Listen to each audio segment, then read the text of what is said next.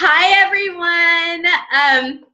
So this is rather new, me just doing these Zoom videos. I've only done one other one, but I met a really awesome gal, Debbie Lichter, and I just wanted to introduce her to everyone in the community, just because, part of my growth path is really learning new things and meeting new people. And then when you meet amazing energy, you just want to share that energy with the world. So Debbie and I decided to, on a whim last week, that we would record something. And I wanted you all to meet her because she's amazing.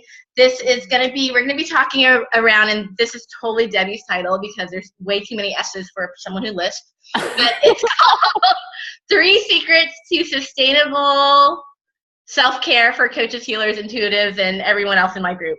Debbie, welcome! Yay! Oh, hi, honey. I just love that we're doing this so much. I feel like we're such soul sisters, and it's amazing to just be here with you and to share with your people, because I feel like we're really, like, we have the same people and we represent the same things, like it's just so much about just being real, being ourselves, being honest, and sharing our gifts and not taking ourselves so seriously. Totally. And you like came into my life at the perfect time. Like, I don't know what it is, but there's something around, well, it's in my astrology chart, by the way, but something, my astrologer just told me that the other day, but there's something around health for me that's really been showing up, and I need to look at it. And I just thought, and as I think back over my growth, there was all this getting in touch with the inner stuff. Yeah. And there's a part of me that was rejecting this physical body, and that's the biggest thing I see out there. It's like, oh, we're spiritual beings in a human body, having a human experience, but let's not reject that we're in a physical body. Totally. And to make things happen in the physical world, we really got to honor our body too. And so I've been eating better and all that stuff. So you're so perfect to come and, share that stuff with us.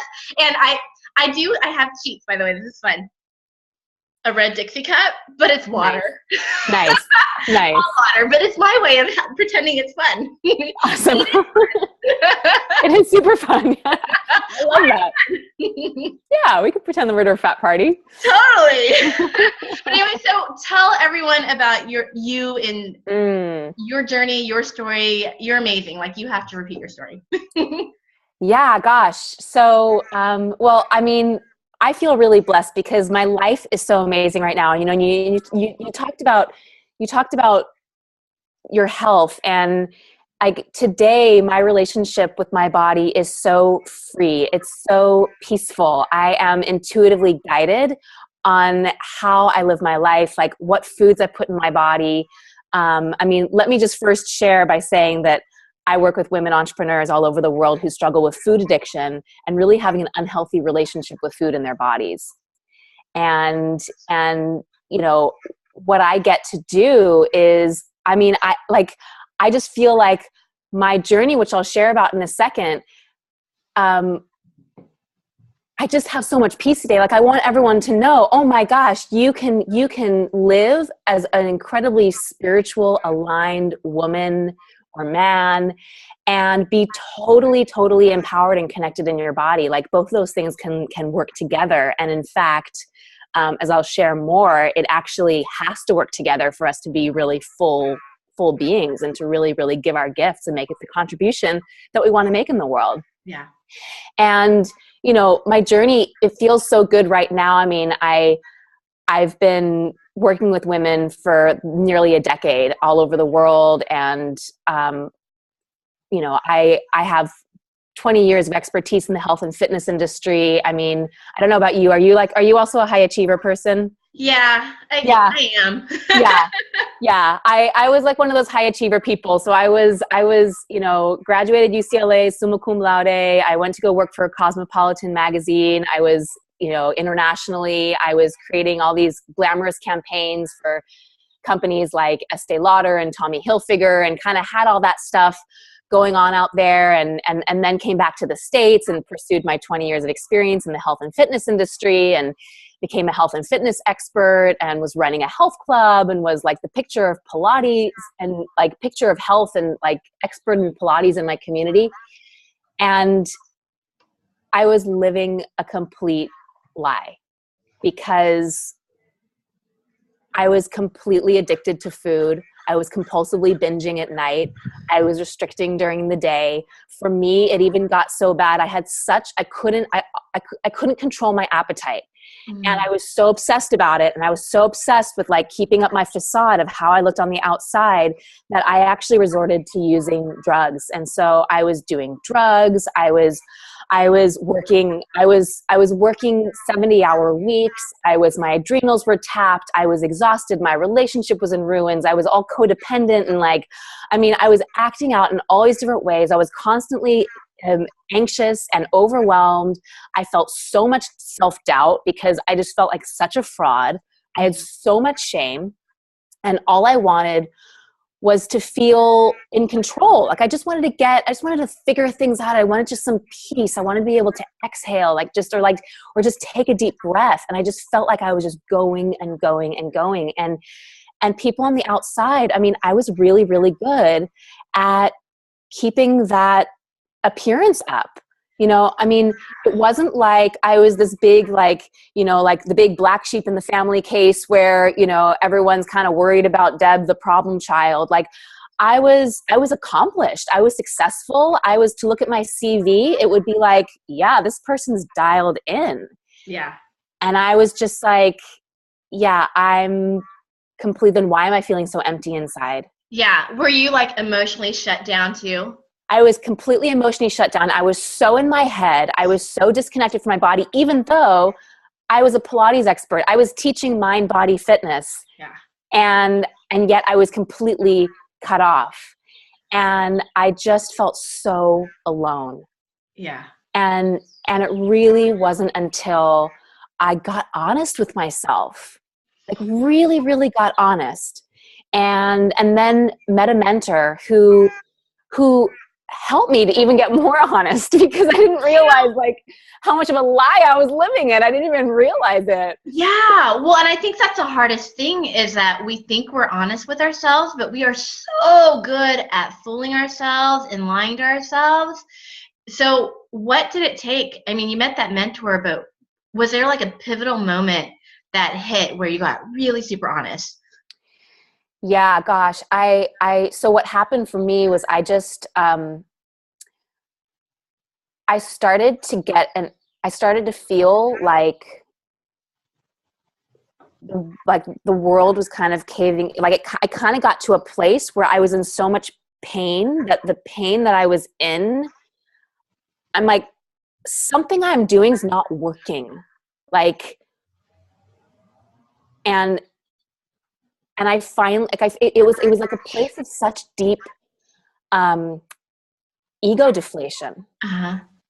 Like everything that I thought that I was, and all of this like kind of built up stuff, like I had to get to a place of really, really conceding to my innermost self. Like, oh my gosh, this shit isn't working. Yeah. And I got to get real. And it was so humbling. And I feel like so many of us are not willing to get to that place of utter deflation of ego. Like we talk about these kind of big fancy, like, oh yes, I've got to like get rid of my ego, and I've got to, we can kind of, we all know like the spiritual language stuff, but Right. I'm like really sitting in that and really realizing, oh my God, I'm out of solutions. I'm out of choices. Like, I don't know. Yeah. Yeah. And it's so many people avoid, they fear the unknown, right? But they even fear like their own bodies, and that the sensations and the feelings of not knowing and being uncomfortable, Totally. It's frightful because it's a physical manifestation of our fears. Totally. And that's actually, it's interesting because in the work that I do with people, like I hold them in that. I hold them in the getting honest process. Yeah. And, it's interesting because well, we can just kind of go into it because this was actually something that I really wanted to share with you, Yeah. But what I find is that people don't know how to get honest, and especially about addiction, because they don't fully understand what it is. Yeah. And so what I see all over, I've been working with women all over the world for like nearly a decade, and I see this consistent thing, especially like when it comes to food addiction and stuff. I see people actually over focused on trying to figure out their food plan, like obsessed about food, like, okay, well, maybe if I eat this or maybe I don't eat that. And they're in this like a very, very obsessed kind of granular place that doesn't have any freedom. They're like running from like diet plan to exercise plan to this expert to that book to this retreat. It's like just this constant like hamster wheel. Yeah, like the seminar, like the seminar, like all those of us who are like, oh, I'm gonna fix it. And like we're running and but we don't actually know what addiction is. So one of the things that I educate people on is, what is addiction? And addiction can really be understood in its simplest form as a dis-ease, a separation from ease, separation from comfort, separation from health that affects us in body, mind, and spirit. Mm-hmm. And what I find is that most people are running around and they're just focused on the physical aspect, but not kind of the physical aspect that we were just talking about a moment ago, but more of just like this kind of granular, like, okay, well, maybe today if I create this food rule, like if I don't eat after 4:00, or if I eat this, like if I don't have this in the house, do you know what I mean? They're focused on the external. Yeah. Yeah. And I know I did it. I'm like, I've never shared this with, well, I don't share it with, I share it all the time. I haven't shared it with you, but I'm totally, luckily done with this addiction, but I was totally addicted to infomercial exercise programs. I love it. I would buy them and never do them. I would just love it. And then put them away. I love it. Well, like it's the analogy that like what comes in my mind when I think of people trying to like fix whatever their addiction is, or whatever because there's many different ways. We talk about food addiction. It's the binging. It's also the restricting. It's also just the constant food thoughts, or the obsession about the body, or the over exercising, or it's like there's a whole world around that. And really with all addiction, it's not just the actual act of using that drug, or of doing that online shopping, or of going, there's an entire it's affecting us on a mental and a spiritual level. There's a whole thing that's going on inside of us. So it's actually a much bigger thing. Yeah. And so what I find is like, I liken it to like, you've got a problem with your computer and you try to fix it by like picking up the monitor and shaking it like an Etch-a-Sketch, instead of getting into the hard drive and like actually seeing what's going on and getting to the real problem. Yeah. And so I find that that a lot of folks aren't able to get to the real problem. And that's why I meet them in that, in that place of like, let's get honest, because let's face it. Just like kind of how you said, like we're living in our own delusions. Yeah. So we don't have the ability to get honest with ourselves. Yeah. The most loving thing that we can do is hold them in that place, hold them in that place with love and help them see through it, love it. Yeah. And so, when it comes to actually people wanting to look at their food problems, here's the other thing that I noticed too, on the other side of it, is that there's so many experts out there who are, there's so many different, it's like, well, who do you follow? It's like all external feedback of like, well, okay, I'm going to follow this expert or that expert. What's right for me? And I just noticed that a lot of people don't trust themselves because they don't know what they need. it causes a lot of anxiety. And so what I do with people is that I actually teach them a method for them to be able to identify what healthy, peaceful eating looks like for them. And I take them through a 6-step diagnostic process where they can really learn their own truth and get clarity.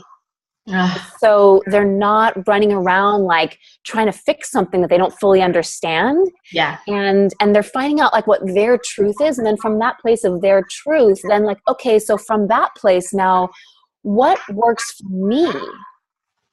And it's just a totally different way, I think, because I'm not here to try to be somebody else's expert. I mean, yes, I'm an addiction expert. Yes, I'm a health and fitness expert, but we should each be able to be an expert of like what our own body needs.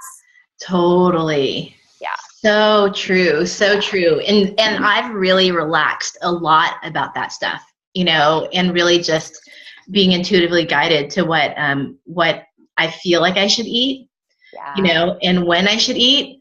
But there's those emotional roller coasters where I'll start eating just about anything because it's emotional, and then it's like, what tools do I do when that happens? What tools do I put in place for that? So, Yeah. And, so another thing that I like, this comes up a lot with just people who I talk to, especially with entrepreneurs and healers and coaches, who have a big vision, who want to make a big impact in the world. It's something that I call the shame, guilt, should cycle. Okay, I'm liking that. And I mean, what is that? I mean, I think that we can all relate to like, let's say you do have a binge. Let's say you do go and you eat like all that crappy stuff, or or you don't get your sleep, or you don't, like you do something and you're like, and you start to beat yourself up for it. Yeah.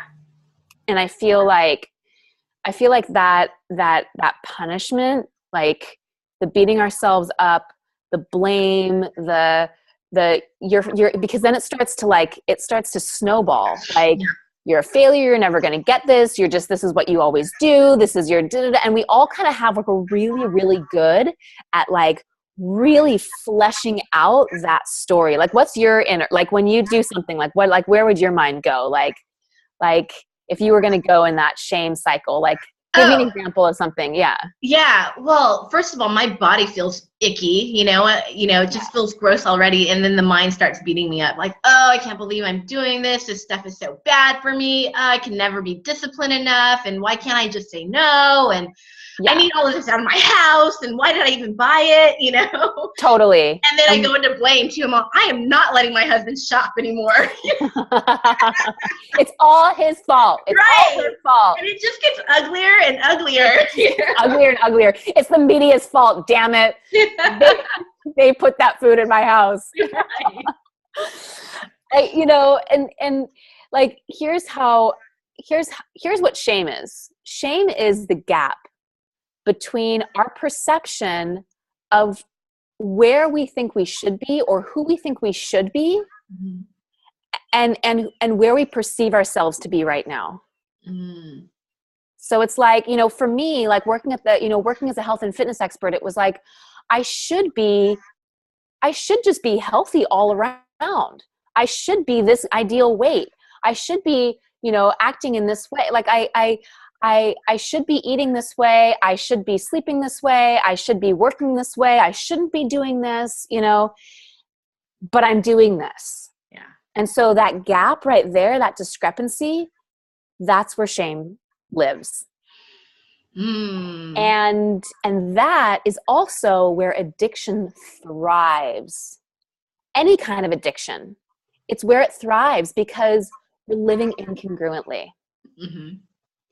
And as long as we're living incongruently, like we're going to continue to set ourselves up for that same pattern. And we're going to continue to set ourselves up for the environment for addiction. And what I've found just from working with entrepreneurs and coaches and healers, because, here's the thing is like, it's really easy to say, oh yeah, those people over there, I've got a hair somewhere. You know when you got a hair in your face? Yeah. Yeah. I can't get it. You good? You good? You got it? I'm good. It's really easy to, to separate like, oh yeah, those people that go to those meetings behind closed doors, those people who just can't get their shit together, those people. And it's really easy to separate us from like the people who are addicted. Yeah. And what I had to, part of my journey of honesty was realizing, yeah, I can be high functioning. I can be a high achiever. I can look super healthy, and I can still have all of these patterns and all of these distracted behaviors and all of these addictions that are going on. And that can be there too. Yeah. And I think it's harder talking about that ego deflation. It's harder for those of us who, we are making an impact. We are helping people. We have a tribe. We're speaking on stages, or we're out there and we're really helping people. It's hard for us to see our own incongruence. Yeah. Takes a really humble person to get there. Yeah. You know? Yeah. And so, one of the things that I do just to help people get honest and to help them kind of get to that place, I actually, and we can talk about this at the end. I'll give the link, but I have an Are You a Food Addict quiz that anybody can take just to kind of get there. Yeah, just to kind of find out, like, just to kind of learn their truth, because yes, I do take people through a process, but I want to give people like just a tool that they can use right away. I love it. Just to kind of get that level of honesty for themselves that'll just support them on their journey. And yay! Yeah, I know. Yeah. And when it comes to really like addressing the shame stuff, what I do with women is I actually I take them through a process where they're able to convert all of that energy that they're putting into the beating themselves up. They're actually able to channel that into radical self-compassion and use it as an access point for freedom. I love that. Yeah. And so it's really, really powerful to be able to like. That was really good. I think you have to repeat that. Like my mom will try to. Totally. Yeah. I take them through a process to use that, like the energy of beating myself up and like, can't believe it, I'm a failure and I'm never going to get this. And like, like all this kind of stuff. And I help them they go through this process where they're able to transfer that into radical self-compassion. I love that. Radical self-compassion I love that. Yeah. And that creates more freedom. So it's actually, I'm able to help women use shame and guilt as an access point to more freedom and peace. I'm still stuck on radical self-compassion only because women, I think naturally women are really compassionate anyways, but the self-compassion is the missing link. Totally. We care for everyone else and then us. Totally. So that okay, and then now you have to repeat the rest because I'm like, oh, I love that point. No, but let's talk about that for a second because here's the thing that I found, and also, look, I'm a recovered codependent too, like martyr, like the whole thing, like the person who just like leads for other people. Like, that's, I think that as healers, like, I'm a healer, like that's just, and coach, like that, we just kind of do that. Yeah. And what I got to see was my own incongruence in living that way. And how I, like, by not practicing what I was preaching, I was living incongruently and I was setting myself up for addiction, because codependency and martyrdom is an addiction. Like, there's a way that, we think that we're being so selfless, but it's actually really, really selfish. Yeah. And by not caring for ourselves, like it's creating it's a whole other beast. I was talking with a friend last night at dinner, who has a brother who is an addict, and so he was just, and he hasn't, he really hasn't like processed a lot of his feelings around it. And so he was like, I just don't understand why he can't just stop, like why, like he just should be able to make, like he can just make a choice to stop. And I said, can you make a choice to stop judging him right now? Because those of us who relate to being more like, I just, I see what people can do to improve their lives and they don't do it and I get mad at them and stuff. But the part of you that thinks that you're holier than thou, yeah. do you have control over that part? Right. I love that. And, there's a point right before that too about we think it's so selfless to give of ourselves and being incongruent. That like speaks right to like healers and all that stuff. And the truth is, there's a part in that it's very selfish. We help so we feel better. Totally. Let's be really honest, right? We help because we feel so bad inside about ourselves that we help others to make us feel better. Totally. Bottom line. And then the problem is that then we're courted to or attached to how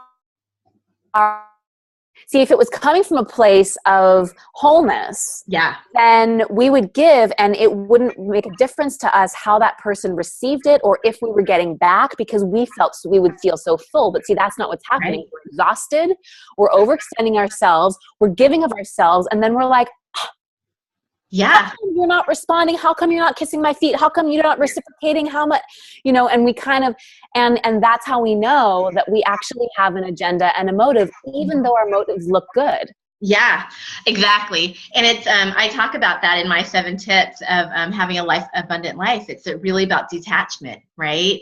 Yeah. Detachment to outcome, surrender to, all that stuff. So it's so true. And I love that you used normal words, to explain.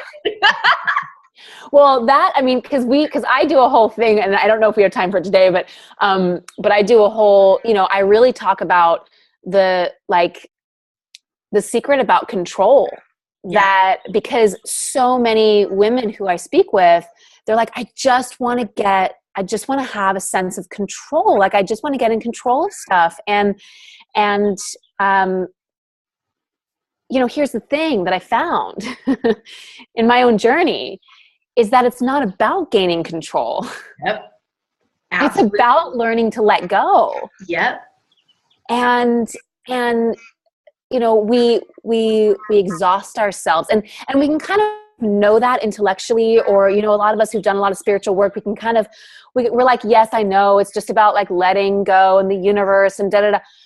But like, there's still a part of us that's attached to outcomes. Absolutely. That is trying to, that gets offended when things don't go the way that we think that they should, when we don't get a particular result that we thought we should have, when we've been putting in the time and energy and effort into our business or into our relationship or into our this, and we're like, we're actually a lot more courted to this stuff than we think.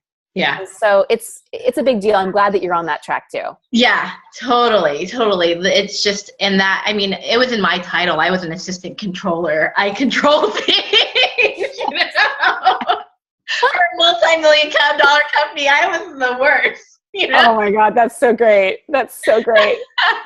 So. Well, it's funny because I was talking to a friend of mine, and I was sharing this with him, and he was saying, because sometimes I talk about it in the context of being the director and trying to manage all the scenes, all the different characters, everyone, okay, these are your lines, this is your role, this is the role you need to play in my life, this is how I need to be, and this is how you need to respond to me. Yeah. And why aren't you following your lines? Why aren't you yeah. And so he's like, that's really funny because I literally was a director. He's like, I was a director for this small theater. He's like, I totally relate to that. So it's like, yep, these things are actually real. And then what ends up happening is that we think that we're directing and all we're doing is producing confusion. We're just producing confusion. I love that. Yeah, totally. Yeah. I love it. Yeah. Oh, I could talk to you for days. I really could. We talked about addiction, right? Yeah. There was 3 things, right? Let's tie it back because we went all over the place. So well, yeah. So we were talking about honesty. There's still one more thing that I really want to share, and because this is a huge thing, and I think this is really important. You know, I see a major problem with people in general, particularly with entrepreneurs or people who are working from home. Mm-hmm. A lot of solopreneurs and healers and coaches is they're actually very isolated. They're very, very alone. Yeah. And there's a disconnection. And there's a disconnection from body, and there's a disconnection from just physical, from community. Yeah. And 1 in 4 Americans is lonely. They did a study. Yeah. Like the National Science Foundation or something like that did a study in 2014, and 1 in 4 Americans feels lonely. What's so crazy about that statistic though is even at my worst in my relationship, I'm here with 4 people, you still feel lonely. Yep. That's it.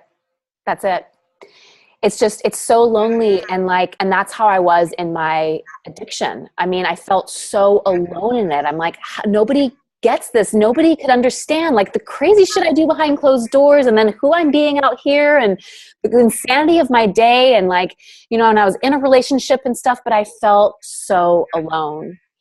And that's a really, really big thing. And so it's important. It's really, really important. 2 things are important. It's important for us to get in our bodies, to get out of just being up here in our heads. Because there's one thing to be up in the spiritual realms, great. But then there's another thing of what I notice is that we say that I'm just in spiritual la la land, but a lot of us are just actually in our head. Yeah. And we're processing and thinking and planning, and there's there's just a lot of obsession that's going on in here. And the image that I always think of is, so think about the international symbol for a woman's bathroom, the bathroom symbol. You have that little character, right? Right. And it's a circle, and then it's a triangle, right? And then 2 legs.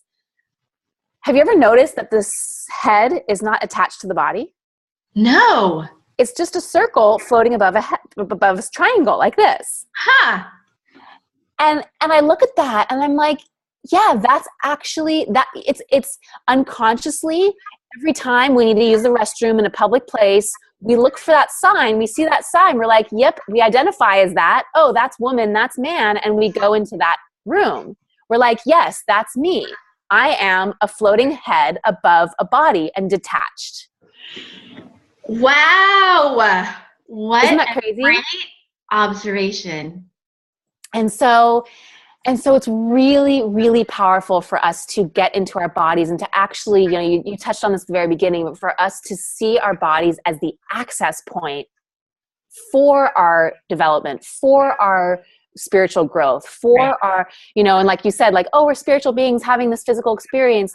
Yes. And how are we using the body as the access point for a deeper spiritual experience on this planet, so that we can actually evolve ourselves in the planet, so that it's not about transcending the body, but it's actually about going deep into it. And part of getting honest, I mean, what I do with people is I actually help them get very grounded and land. And like you said, thank you for putting that in normal language. It's let's take it out of this very airy fairy, I can go there. I mean, I'll meet you on the freaking the 9th dimension. Let's go there.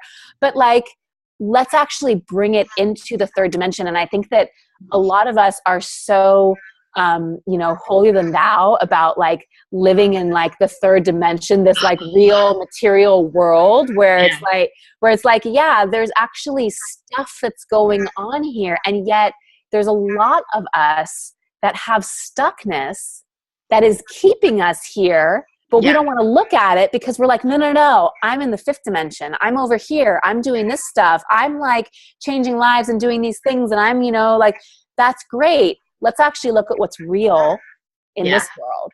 Yeah. And real in this world, I hate to say it, you're probably not making any money. You're probably really lonely and really isolated, not connected. Totally.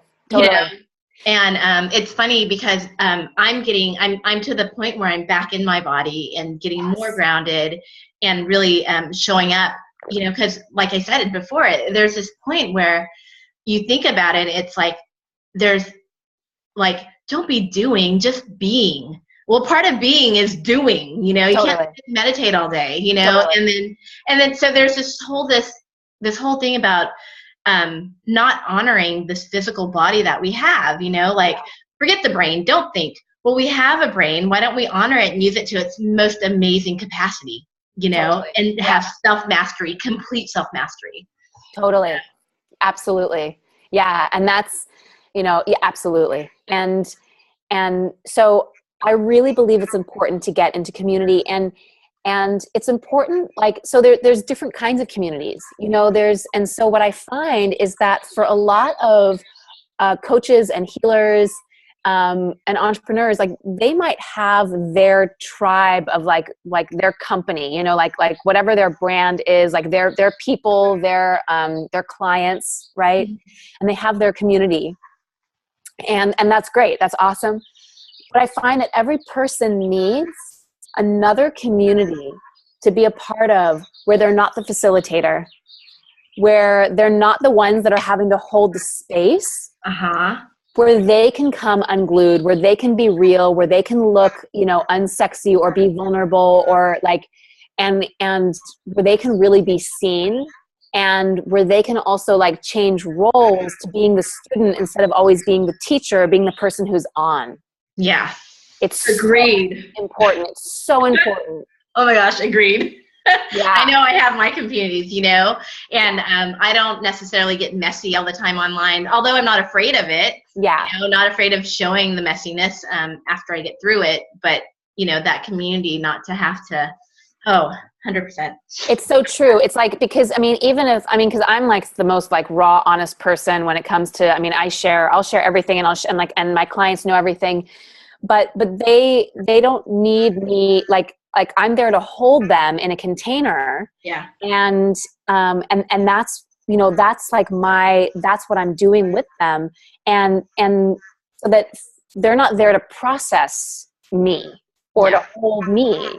But it's important for each one of us to both be in the place of, yes, I'm here to hold, and I'm also humble enough to realize that I don't have all the answers, and I'm always needing to just also be held. And so that we're always creating that 360 degree, like accountability and support. And that's, that's really what I help women do. And so I think it's really important when you're looking for a community. There's some really important qualities. And, one of them is that you can be really, really real, real. And another one is that it might not be the same community that like all your best friends are in. It might be something that is just a little bit outside. Maybe a couple people like on like a, more acquaintance level, but it's a place where it's a little bit more just anonymous, but not necessarily, it doesn't have to be anonymous, but like, I get your energy on it. You know what I mean? Yeah. Where you feel safe to share about any of the relationships that you have in your life, about any of the things going on in your business, about any of it's like, you feel like none of these people here are going to be affected by anything that I say. And I'm not going to edit or censor anything that I'm going to say because I'm thinking about their association to somebody else. Yeah. Like none of that. Like you just get to be totally, totally free with that. So true. And to have a space where you've got some like-spirited people, Yeah. Where you really feel safe. Like if you're gonna let down your wall and you're gonna really show yourself that there's people who can really hold that and can love you through it, and that you're not just like walking into any, Yeah. any. Yeah. Yeah. It's so true. And you know, the beautiful business models of like masterminds are just that reason, you know. I know I've been part of a group of 6 ladies for 2 years now, and it's this amazing space that we hold for each other. So Yeah, totally. And and that's the space that I hold for women who struggle with addiction. We have that, and we have that container, and it's so powerful, because these are, I mean, I work with high functioning women. I call it like the 80-20 rule. I'm like, I tend to attract I call them the high bottom addicts. It's like, they don't have a low bottom. Like, they're not like lying in a gutter somewhere, or like, and maybe in the past, like they had some, like a lot of, really crazy things go on. But for the most part, they have careers, they're making an impact. They're doing stuff, like 80% of their life is going pretty well. Yeah. But there's this 20% that's eluding them. And it's that fraud factor, because they're like, I'm not able to get to that next level because I feel like a fraud because of how incongruently I'm living in my life. But I can't really go. I don't know where to go because I am the expert in my own community. And it's like, that's where I meet women. So, awesome. So let's go over your 3 points really quick. Yeah. And then tell us how if anyone wants to go deeper with you, how they can find you.